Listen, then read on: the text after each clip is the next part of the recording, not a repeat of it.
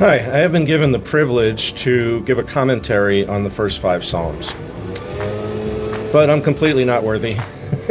So I am going to take this approach. I am going to introduce 5 very short videos which will discuss briefly the Messianic perspective on what Jesus' presence is in these Psalms, because surely Jesus, if you take the Messianic approach to studying the Old Testament, Jesus is in the Psalms. He's certainly in Psalm 22, he's in other Psalms, but he's throughout the Psalms because Jesus was the fulfillment of the laws and everything that was laid down by God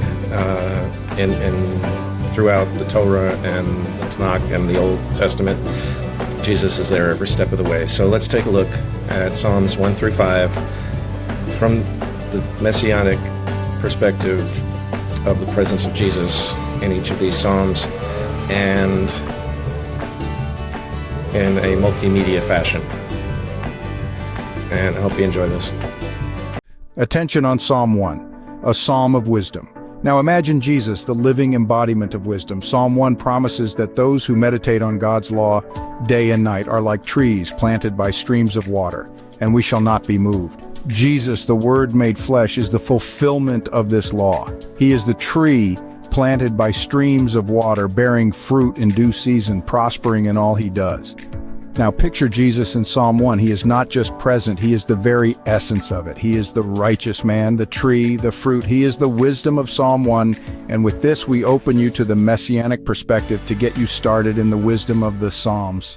You need to hear this if you're a seeker of deeper truths. Dive into the connection between Jesus and Psalm 2 and discover messages that transcend time. Psalm 2 poses a grand question: who is the true king? Written centuries before Jesus, it speaks of a king God sets upon his holy hill. You are my son, today I have begotten you.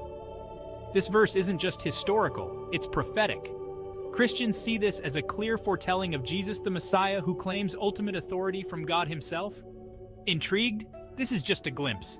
Imagine what depths we can uncover together in the rest of the Psalms. Stay tuned. Are you ready to journey through the depths of Scripture? Today we dive into the Messianic whispers found in Psalm 3. In the serene verses of Psalm 3, David cries out in a time of crisis, surrounded by foes. Yet amidst his turmoil, he finds solace in the Lord, his shield, his glory, the lifter of his head. Fast forward 1,000 years, and these verses resonate with the life of Jesus. Like David, Jesus found himself surrounded not just by physical adversaries, but by the weight of the world's sins. Still, he trusted in God, drawing strength from his Father, finding victory over death itself. In Psalm 3, we see not just a prayer of desperation, but a prophetic echo of the Redeemer's resilience and triumph.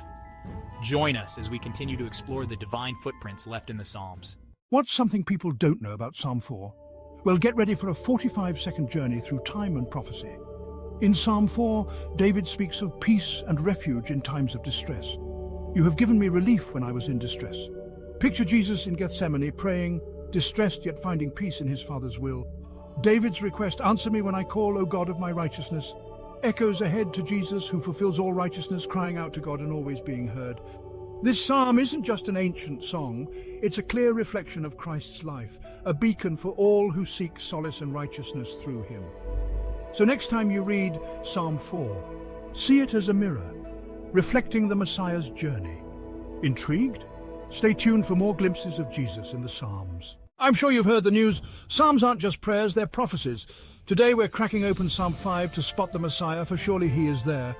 Psalm 5 isn't just a morning prayer, it's a divine echo of Christ's experiences. As David seeks refuge and guidance, he mirrors the trust and reliance that Jesus exemplified during his time on earth. Notice how David talks about God's hatred for wrongdoing. This mirrors Jesus' constant quest for righteousness and his confrontation with evil. And there's more, the way David speaks of God's abundant mercy. It's a clear foreshadowing of the grace and salvation brought forth by Jesus' sacrifice. Every verse rings with anticipation, every word a subtle whisper of the coming Messiah. So next time you read Psalm 5, see it as a map pointing straight to Jesus, guiding us in righteousness and echoing with the promise of his eternal love. And there you have it, Psalm 5 trimmed down to its messianic essence, not just a cry for the morning, but a prophetic glimpse into the life and mission of Christ. Continue and you'll find every psalm is a path leading straight to Him.